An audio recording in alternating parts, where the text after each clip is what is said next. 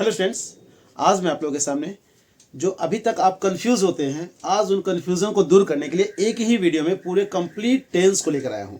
और मैं उम्मीद करता हूं कि आप आज के वीडियो के बाद आपको टेंस में कभी प्रॉब्लम नहीं होगा।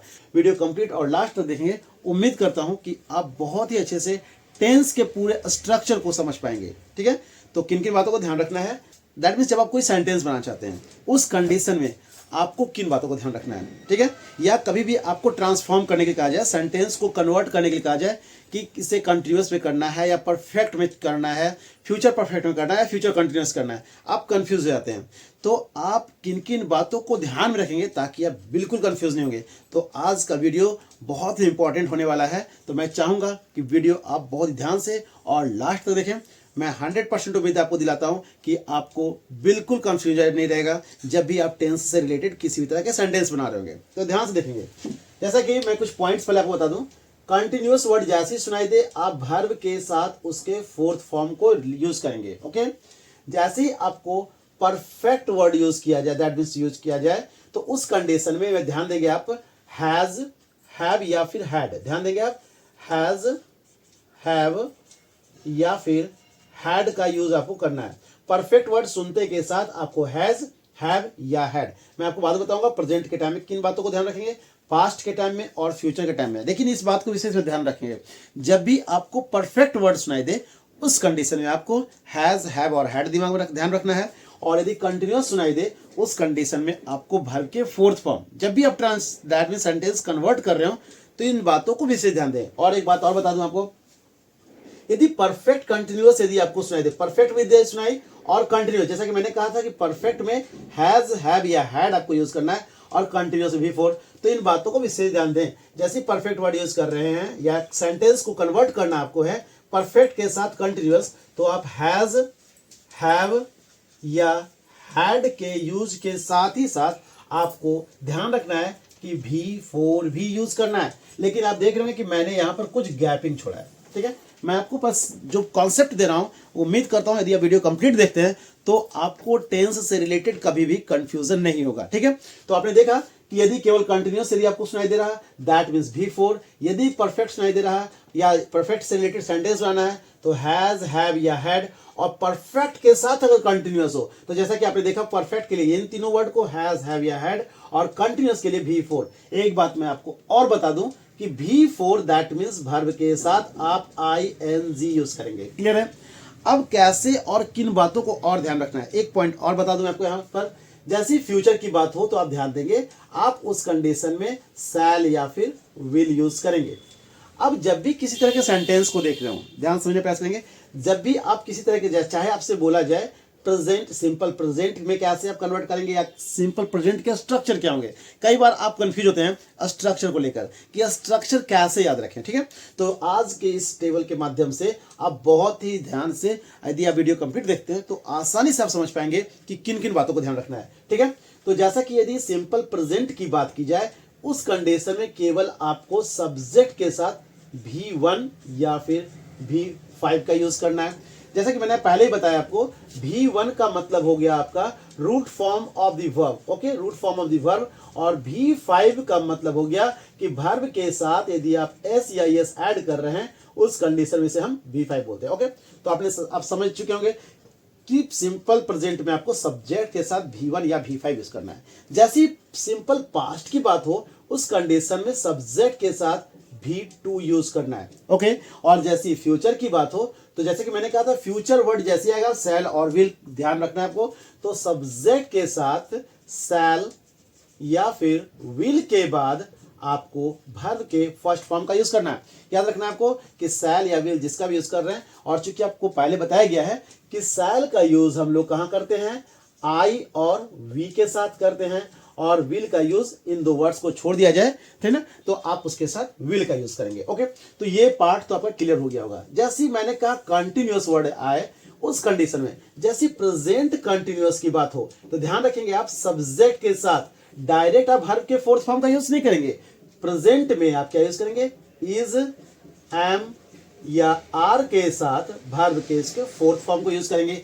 जैसी पास्ट की बात की जाए उस कंडीशन में जैसा कि आपको पता है कि इज, एम, आर का पास्ट जो है वाज या वर है। ओके, और तब आप भर के उसके फोर्थ फॉर्म का यूज करेंगे। जैसे ही फ्यूचर की बात की जाए, फ्यूचर कंटिन्यूअस, तो आप ध्यान रखेंगे कि सब्जेक्ट के साथ, जैसा कि मैंने कहा, शैल या विल का यूज करेंगे। और एक बात विशेष ध्यान रखेंगे, शैल और विल, दैट मीन शैल या विल के साथ, जैसा कि मैंने कहा था, वर्ब के फर्स्ट फॉर्म का यूज करना है। यानी क्योंकि आपको कंटिन्यूअस में V4 यूज करना है और यहां बोला जा रहा है V1 यूज करना है, यानी दोनों का यूज करना है। कैसे यूज करेंगे, याद रखेंगे, आपको शैल और विल के बाद बी यूज करना है, जो कि वर्ब का फर्स्ट फॉर्म होता है, बी वॉज बीन। ओके, साथ ही साथ उसके बाद आप वर्ब के फोर्थ फॉर्म का यूज करेंगे। आप ध्यान से देख रहे होंगे, आप कंप्लीट लास्ट में देखेंगे, सारा टेंस जो है आपको एक ही वीडियो में कंप्लीट होता नजर आएगा। ठीक है, तो प्रेजेंट परफेक्ट के लिए आपको यहां बताया गया हैज, हैव या फिर हैड का यूज करेंगे। ठीक है, तो जैसे ही आप सब प्रेजेंट परफेक्ट की बात हो, तो जैसा कि आपको ध्यान में, सबसे पहले आप सब्जेक्ट यूज करेंगे। मैंने कहा परफेक्ट वर्ड आते के साथ आपके ध्यान में रहना चाहिए हैज, हैव या हैड। तो मैं आपको क्लियर कर दूं, हैज और हैव जो है ये प्रेजेंट के लिए है, तो आप यहां यूज करेंगे हैज या फिर हैव। जब भी आपको परफेक्ट वर्ड सुनाई दे रहा हैज या फिर हैव, तो फिर आपको मैं एक बात और याद दिला दूं, मैंने बताया है कि हैव का यूज कहां करेंगे। तो आपको पता है कि आई के साथ, वी के साथ, यू के साथ, दे के साथ और प्लूरल सब्जेक्ट के साथ, इन सभी के साथ क्या यूज किया जाता है, हैव का यूज किया जाता है। और यदि इन सारे वर्ड्स को सब्जेक्ट के रूप में जो सारे वर्ड्स दिखाई दे रहे हैं, यदि ना दिखाई दे, वैसे कंडीशन में आप हैज का यूज करेंगे। ठीक है, तो आप समझ में आ गया कि हैव का यूज आई, वी, यू, दे और प्लूरल के साथ करना है। तो सब्जेक्ट के साथ आप, that means according to subject, आप हैज या हैव यूज करेंगे। और इस बात का विशेष ध्यान दें, जैसे आप हैज, हैव यूज करते हैं, आपको वर्ब को उसके थर्ड फॉर्म का यूज करना है। क्लियर है, जैसे पास्ट परफेक्ट की बात हो, मैंने कहा था ये प्रेजेंट के लिए दोनों है, ठीक है ना, और ये आपका जो है पास्ट को इंडिकेट करता है। तो आप सेम कंडीशन है, सब्जेक्ट के साथ आप हैड यूज करेंगे और साथ ही साथ वर्ब को उसके थर्ड फॉर्म में लिखेंगे। क्लियर है, जैसे फ्यूचर परफेक्ट की बात हो, तो जैसा कि मैंने कहा था कि सब्जेक्ट के साथ फ्यूचर वर्ड आते के साथ, जैसे मैंने बताया था आपको कि फ्यूचर वर्ड जैसे ही आपके सामने आएगा, आपको ध्यान रखना है शैल या फिर विल। ठीक है, तो आप उस कंडीशन में आप यहां पर सब्जेक्ट के साथ शैल या फिर विल यूज करेंगे। और साथ ही साथ जैसा कि मैंने कहा परफेक्ट, क्योंकि फ्यूचर परफेक्ट और परफेक्ट में तो आपको हैज, हैव यूज करना है, तो उस कंडीशन में आप हैज यूज करेंगे या हैव यूज करेंगे। तो मैं आपको फिर याद दिला दूं कि फ्यूचर परफेक्ट शैल और विल के साथ आप हैज यूज नहीं कर सकते। जैसा कि आपको पता है कि हैज जो है वर्ब के फिफ्थ फॉर्म का पार्ट है, इस कंडीशन में आप वहां हैव यूज करेंगे। तो जब भी आप फ्यूचर में यूज कर रहे हैं सेंटेंस को, आप याद रखें परफेक्ट में हैव यूज करेंगे। तो आप लिखेंगे सब्जेक्ट के साथ शैल या विल प्लस हैव, और उसके बाद इस बात का विशेष ध्यान दें, वर्ब को उसके थर्ड फॉर्म में, जब भी आप हैज, हैव यूज कर रहे हैं, वर्ब के उसके थर्ड फॉर्म में लिखेंगे। तो आपने देखा कि आप परफेक्ट तक आपने कंप्लीट किया।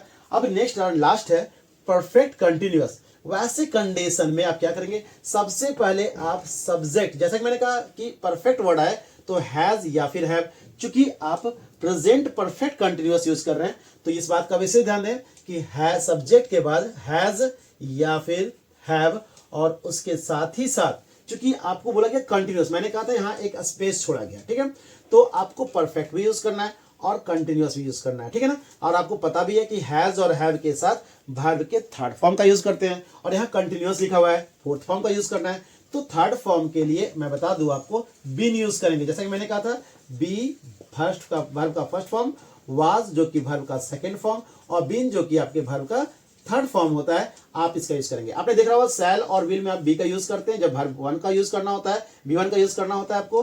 ठीक है, देख रहे होंगे बी, और जैसे ही थर्ड फॉर्म का यूज करना होता है, आप बीन का यूज करेंगे। तो हैज या हैव के साथ आप बीन यूज करते हैं। ओके, और उसके साथ ही साथ अब आप वर्ब के फोर्थ फॉर्म का यूज कर सकते हैं। ओके, और जैसा कि सिंस और फॉर के बारे में मैंने बताया था कि जब आप पॉइंट ऑफ टाइम की बात करें तो आप क्या यूज करेंगे, ध्यान देंगे, पॉइंट ऑफ टाइम की बात हो तो उस कंडीशन में आप सिंस का यूज करेंगे, और जब पीरियड ऑफ टाइम की बात हो तो उस कंडीशन में पीरियड ऑफ टाइम के लिए आप फॉर का यूज करेंगे। ठीक है, तो point of time that means कि यदि 2 o'clock दिया हुआ है, या फिर मंथ का नेम दिया हुआ है, ईयर का नेम दिया हुआ है, वैसे कंडीशन में आप सिंस का यूज करेंगे।